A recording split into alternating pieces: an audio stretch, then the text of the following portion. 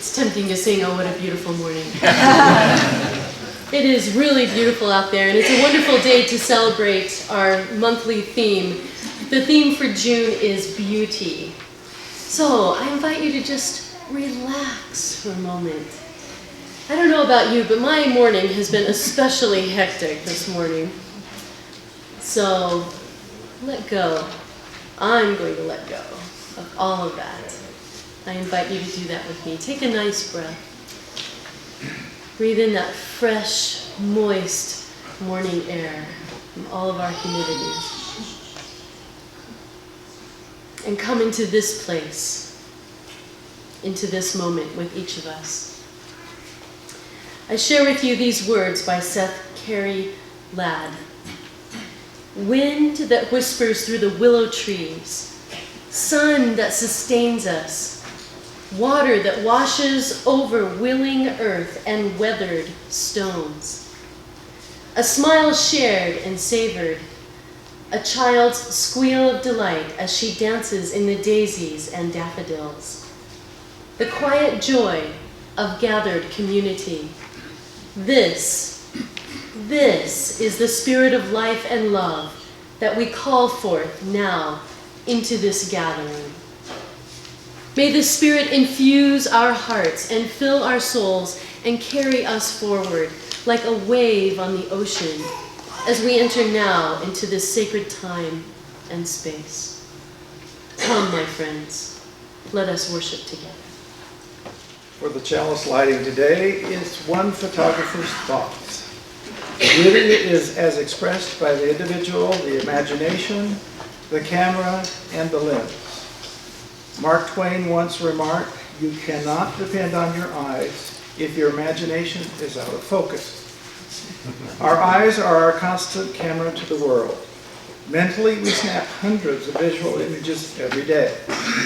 Some are blurry, some are gray, some are trashed, while others immediately make a visceral connection and become treasured memories.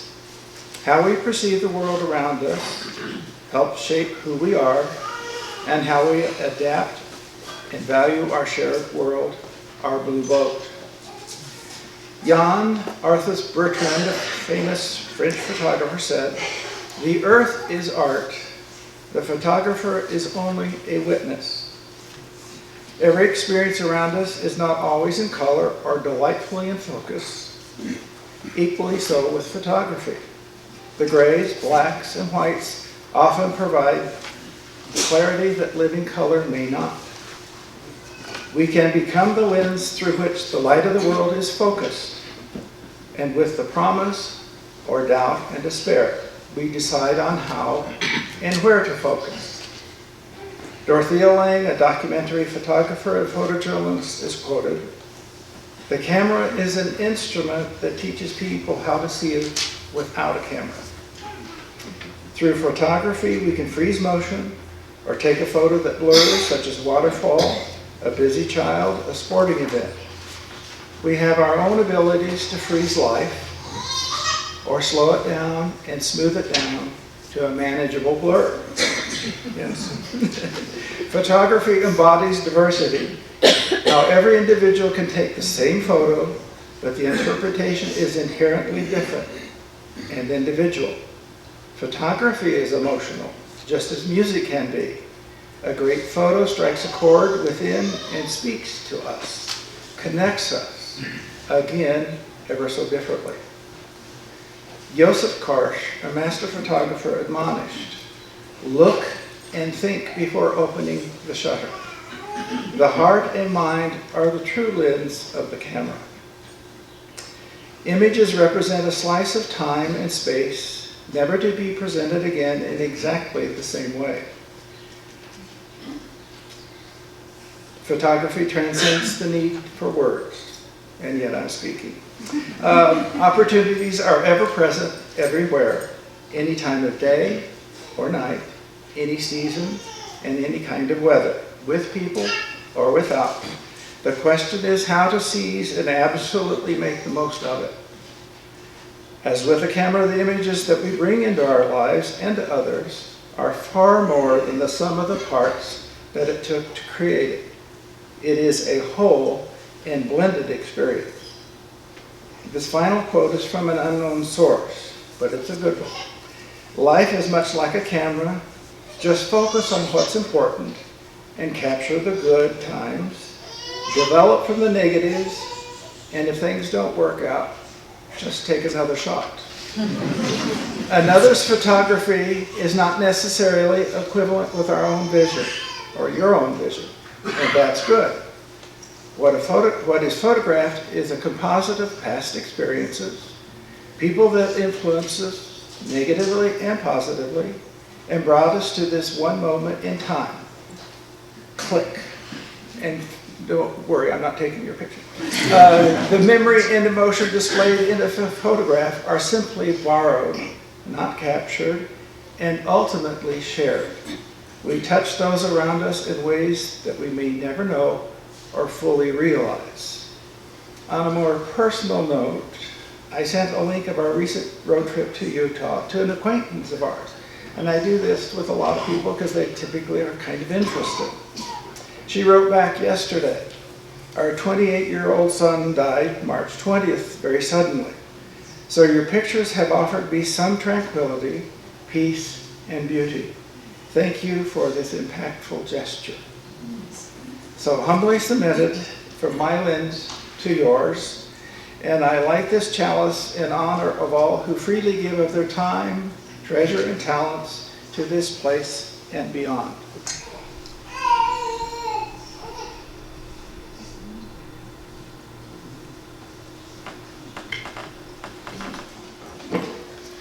In beauty may I walk, all day long may I walk, through the returning seasons may I walk.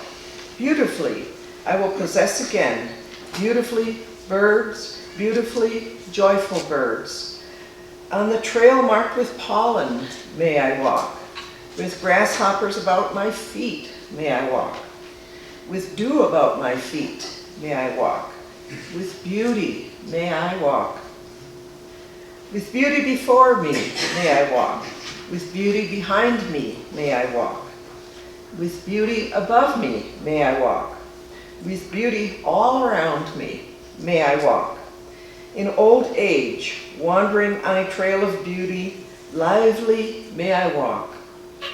In old age, wandering on a trail of beauty, living again may I walk.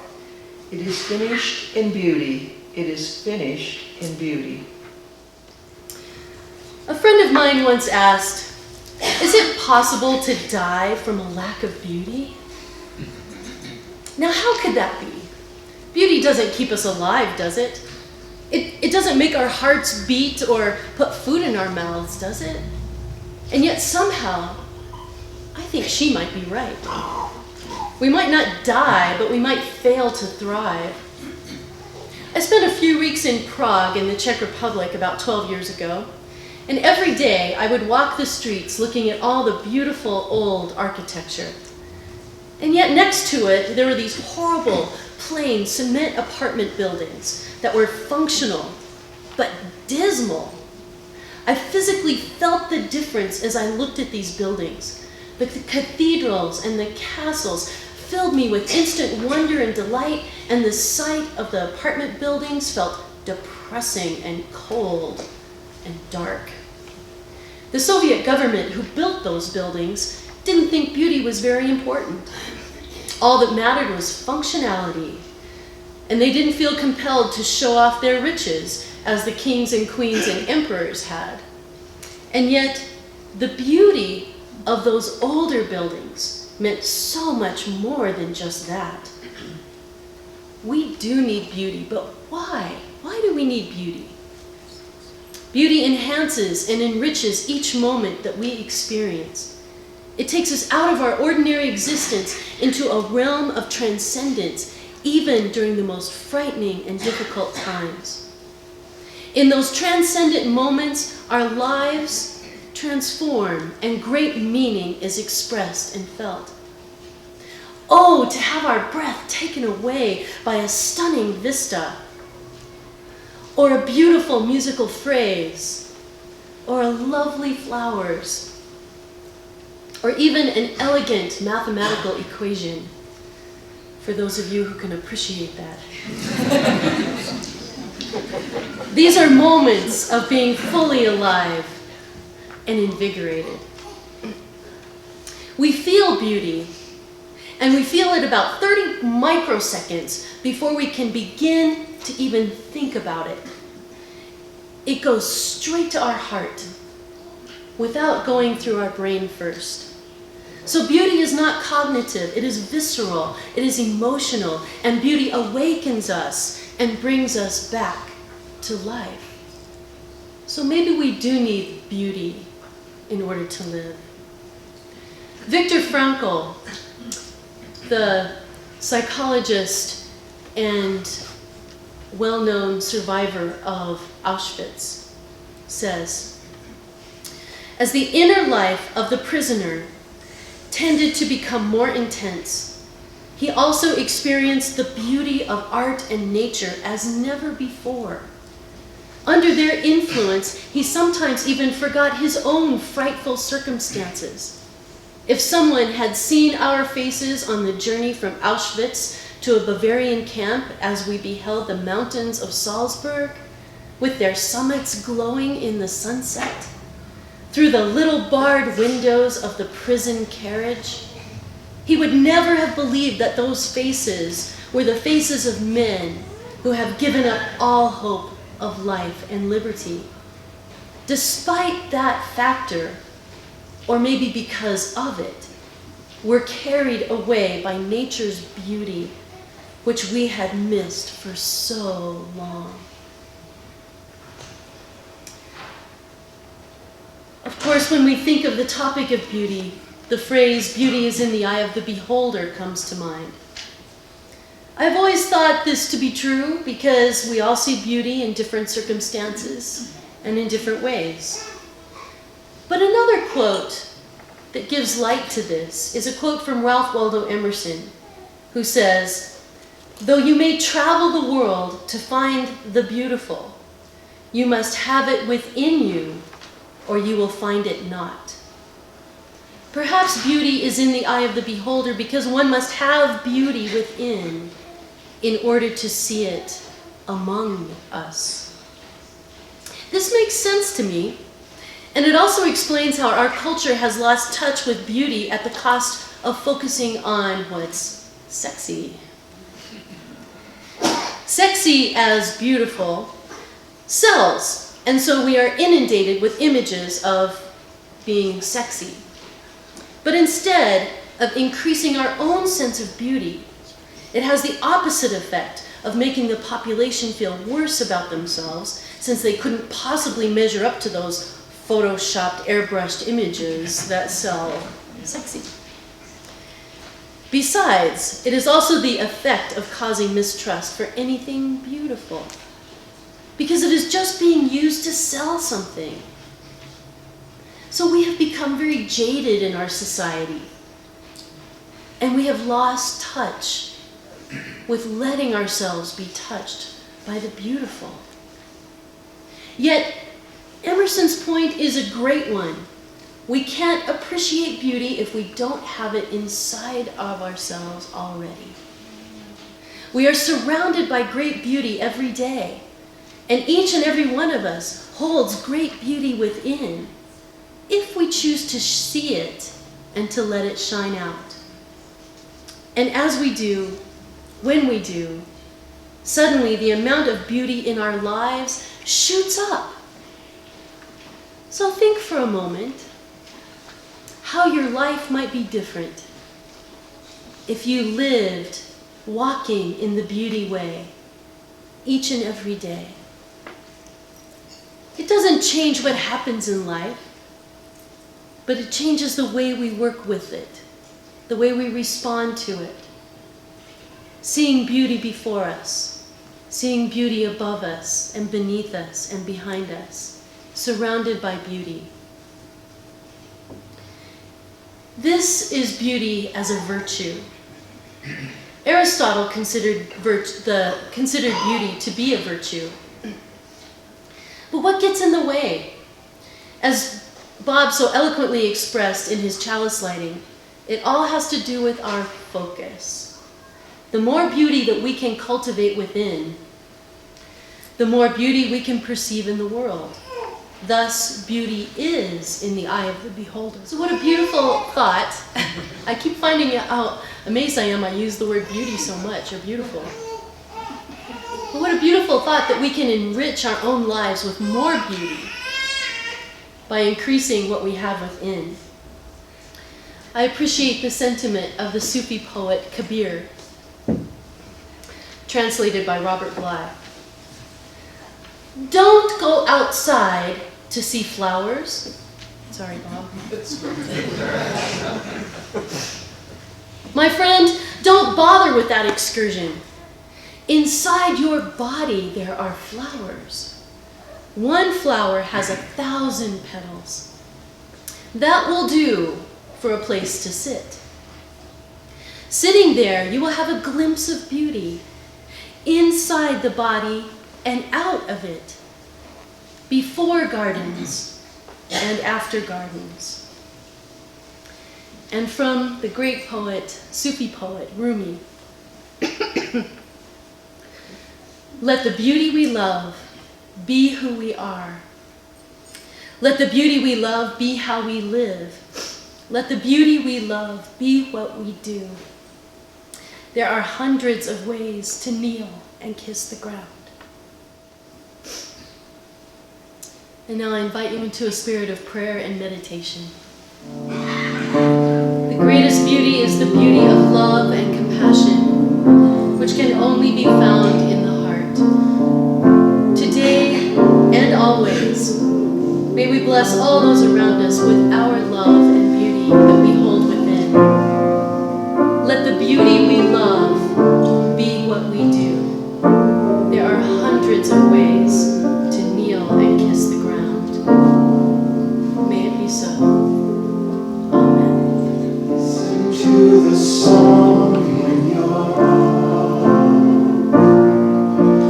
Listen to the song in your heart. A song of love. Everyone has a part. Listen to the song in your heart.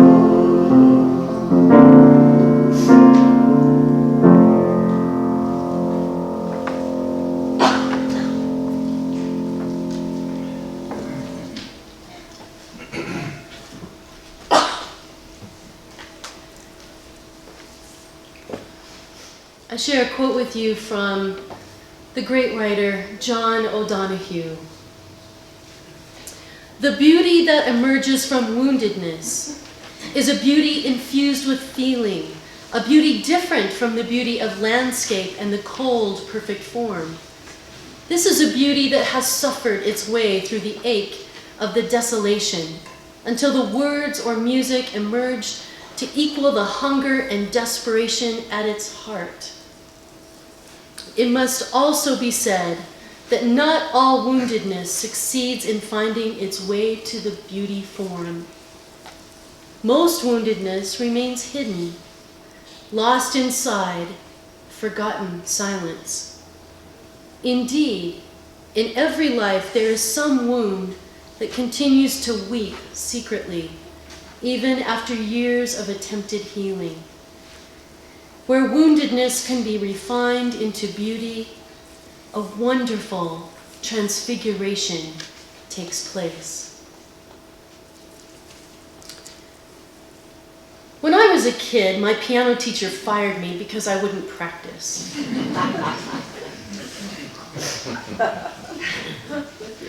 I loved playing piano, but I took it for granted. Then one evening, when I was in junior high, I was home alone and I was watching a fog bank roll in, which was unusual. We lived in the country, so all I could see in the distance was a light at our neighbor's house. And it became foggier and foggier. And something about the beauty of that moment touched me deeply. And it just kept me mesmerized, staring at that one tiny light through very thick fog. I started to cry, and I didn't know why. I needed to express this, whatever this was inside of me, but I didn't know what to do.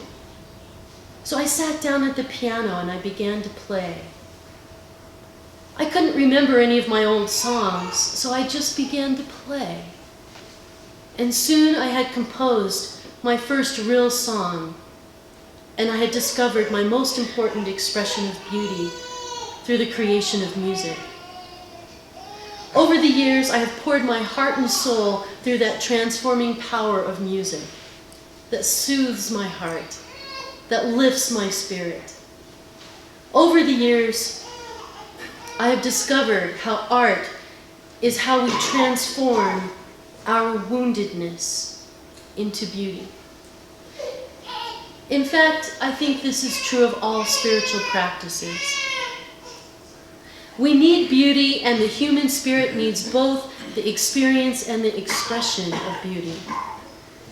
Playing music is one of the most meaningful experiences I know how to have. And the act of creating something beautiful outside of sound and silence feels like playing around in the best playground conceivable, especially when I get to improvise with the sounds of other musicians. So thank you, Joe, and thank you, Steve. It is magical and indescribable.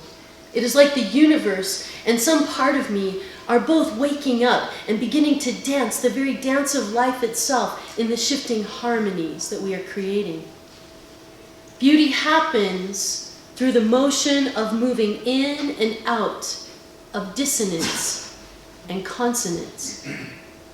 And life too is like this. The dissonance and the tension in life so often feels painful, but it is exactly what is needed in order to reach a deeper and more beautiful resolution.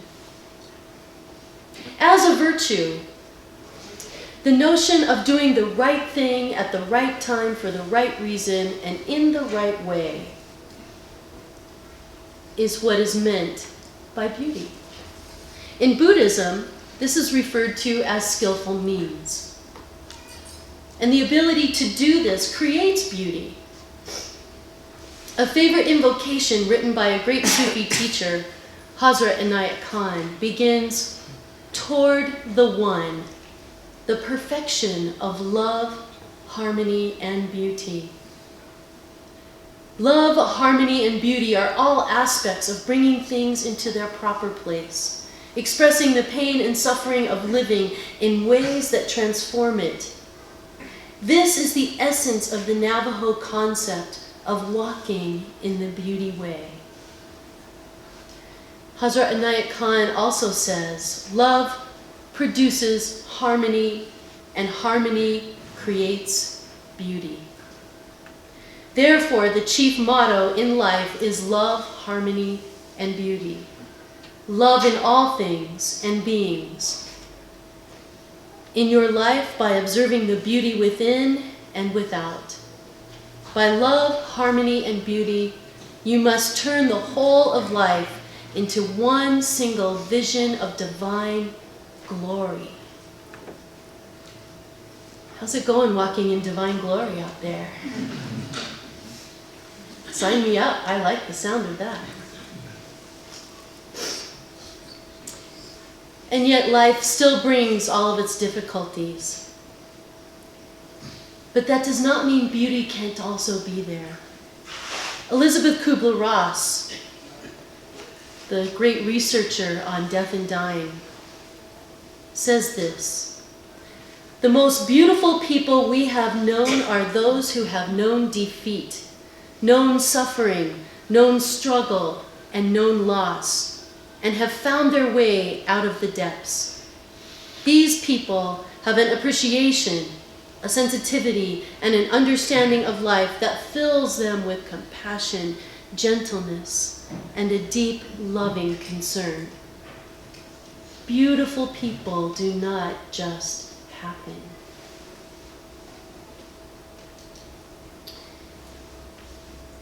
So I once again share these words of Jalaluddin Rumi. Today, like every other day, we wake up empty and frightened. Don't open the door to the study and begin reading. Take down a musical instrument and play. Or sing, or draw, or dance, or do something. Let the beauty we love be what we do. There are hundreds of ways to kneel and kiss the ground. You are each and every one of you beautiful. Whether you are old and weathered and wearing your beauty through all the difficulties of life, or whether you are young and embarking on a bright and beautiful future, walk in the beauty way. May it be so.